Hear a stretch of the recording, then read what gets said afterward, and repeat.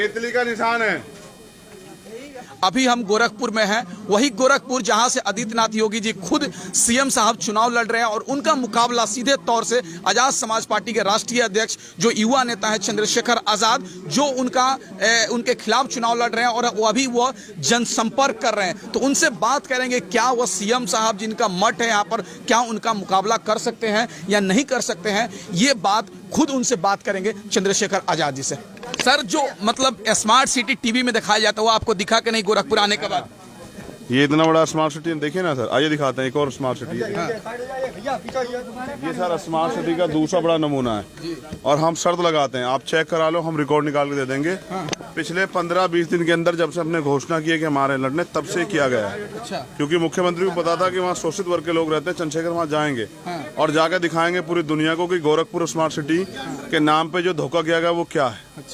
और इसलिए मिट्टी डाली है कि ये गरीब लोग कुछ दिन के लिए खुश हो जाएं कि इनके यहाँ मिट्टी डल गई है। पिछले 5 साल में अगर मुख्यमंत्री रहते आपने सड़क नहीं बनवाई तो आपने किया क्या?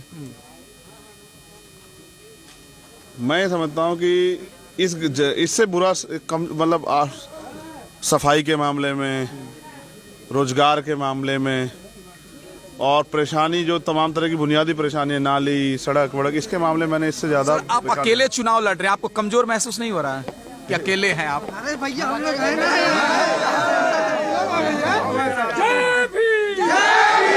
आदमी पैदा अकेला ही होता है सर, ठीक है? और जानवर भी अपने लिए खाने का इंतजाम करे, हम तो इंसान है ना सर। वकील हैं, लिखना जानते हैं, पढ़ना जानते हैं, लड़ना जानते हैं और सबसे बड़ी बात अम्बेडकरवादी है। रास्ता अगर कठिन हो तो रास्ता नहीं बदलते, तरीका बदलते हैं। गोरखपुर में रह के, गोरखपुर के जनता के बीच में रह के चुनाव लड़ेंगे और मैं आपसे वो शर्त लगा कह रहा हूँ, बीजेपी हार्डकोर जो वर्कर है ना, जो लीडर है, उनसे भी पूछेंगे, उनके पास भी जाएंगे वोट मांगने, क्योंकि हमारा अधिकार है कि 1998 से एमपी 5 बार बना, 2014 तक, 17 तक एमपी रहे और 17 के बाद मुख्यमंत्री। बताओ ना, अपने जिले में काम नहीं कर पाए तो ऐसे व्यक्ति को मौका दोगे या एक काम करने वाले को? देखो, गरीब जरूर हूँ, बिकाऊ नहीं हूँ और डरता नहीं हूँ सर ना। मैं जानता हूँ 15 लोगों पर आशुका लगी। कौन है 15 लोग, पता है आपको? वो लोग हैं जो बोले इनके खिलाफ। तो अगर आप अपने हक के लिए लड़ोगे तो क्या तो राशु का लग जाएगी, मुकदमा निपटा दे जाओगे? तो कहो बाबा को जो करना है करे, लेकिन लड़ेंगे और लोगों को बताएंगे कि राजनीतिक शक्ति क्या थी और आपको मिला क्या है।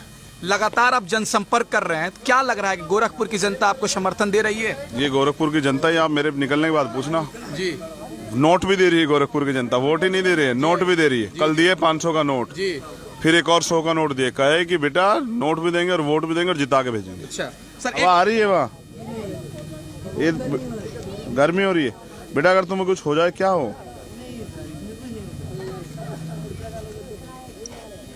कितना पैसा मिला है दिन का? 600। अगर ये 600 ना मिले तो काम करे या? देखो, जब गरीब को अपने परिवार के बारे में सोचता है ना, वो उसको पता है कि रोटी कमा के खानी है और बच्चों के पेट तक रोटी पहुंचानी है, तो वो इसमें भी उतर जाए। समझ रहे हो? जब गरीब को ये पता है ना कि उसका बेटा भूखा ना रह जाए, उसकी माँ के पास दवाई के पैसे पहुंच जाएं, तो वो इसमें उतर के भी काम करे, अपने जीवन की परवाह ना करे। ये है, ठीक है? सरकार ने जो दिया है ना वो दर्द है, इसके अलावा कुछ नहीं दिया।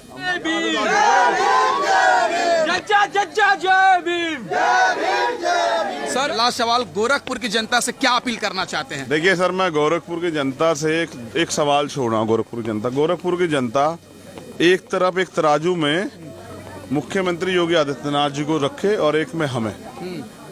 उनका कार्य, उनका तरीका, उनका काम, हमारा कार्य, हमारा तरीका, हमारा काम। प्रदेश के लिए एजेंडा, गोरखपुर के लिए एजेंडा, प्रदेश की तरक्की के लिए एजेंडा, अर्थव्यवस्था पे एजेंडा, रोजगार पे एजेंडा, महंगाई भ्रष्टाचार पे लगाम लगाने का एजेंडा, सड़कों पे, नालियों पे, बिजली पे एजेंडा। उन सब चीजों पे हमसे बात करें। एक तरफ डिबेट करा दे, गोरखपुर की जनता बैठ जाए, एक तरफ बाबा जी को बिठा दे, एक तरफ हमें जी। और नौजवान जो रोजगार चाहते हैं, महिला जो सुरक्षा चाहती हैं, वो सब अपने सवाल रखें और जिसके पास बेहतर विकल्प हो जनता उसको चुन ले, उसी दिन फैसला हो जाए। सत्ता के दम पे जो दमन कर रहे हैं ना, वो ज्यादा दिन चलने वाला नहीं है। 10 मार्च के बाद आप रहेंगे गोरखपुर में? मैं गोरखपुर मकान ढूंढ रहा हूँ। अच्छा, गोरखपुर मकान मिल जाए तो गोरखपुर ही रहूँ। जय भीम, ख्याल रखिएगा।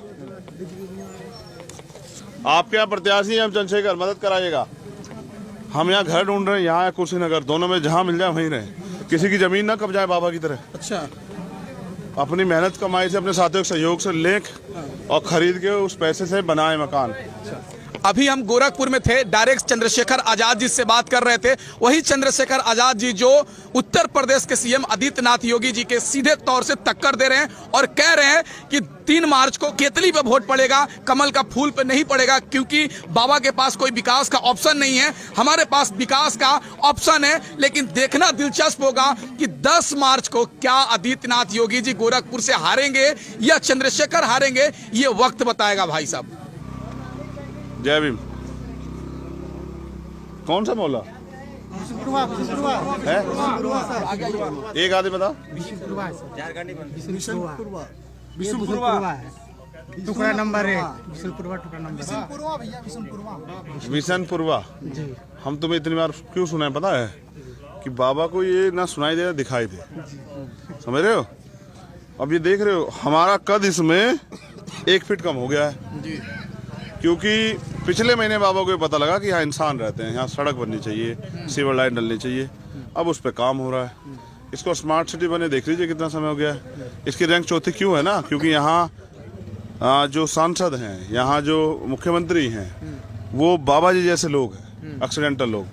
अगर यहाँ कोई योग्य व्यक्ति होता तो इस क्षेत्र में विकास हो गया होता। ऐसा थोड़ा ही कि भारत की राजनीति में पैसा नहीं है, पैसा बहुत है, लेकिन अगर पैसा नेताओं की जेब में जाएगा तो फिर काम कैसे होगा? ठीक है, तो इसलिए कह रहा हूँ, गोरखपुर की जनता जितना जल्दी समझ जाए उतना जल्दी बेहतर है। जितना देर करे उतना फिर ठगी जाए।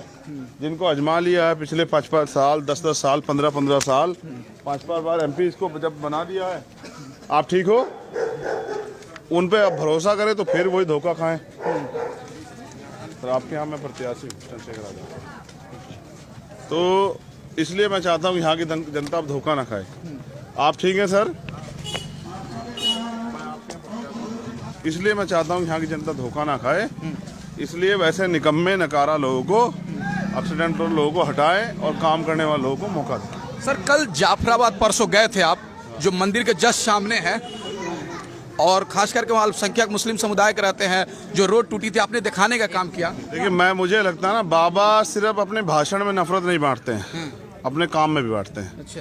जहाँ दलित, पिछड़े, कायस्थ, मुस्लिम, आजकल के सत्ता में वो बैठे हैं कि जिनको ये नहीं पता है कि पाइपलाइन रोड बनाने के बाद डालना है या रोड बनाने के पहले डालना है। अच्छा। अब उसी हिसाब से आप नौजवान समझदार हो गए हैं जी।